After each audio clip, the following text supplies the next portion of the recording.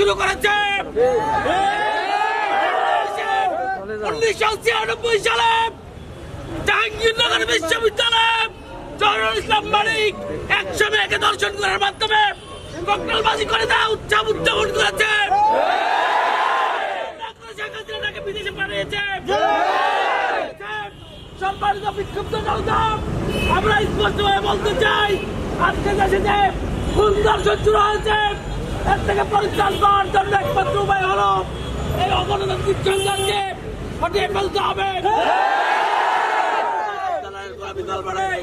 আগামী দিনে সকল আন্দোলন সংগ্রামে সকলকে অংশগ্রহণ করার অনুরোধ আহ্বান রেখে আমি আবার বক্তব্য শেষ করছি।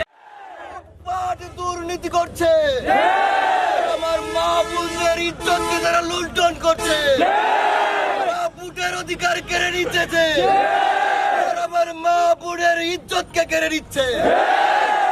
আওয়ামী লীগের হাতে দেশ নিরাপদ নাই, নিরাপদ নাই, তার সার্বভৌমত্ব নিরাপদ নাই। মানুষ আর আওয়ামী লীগকে ক্ষমতায় দেখতে চায় না, বিরুদ্ধে গণ প্রতিরোধ করে তুলতে হবে।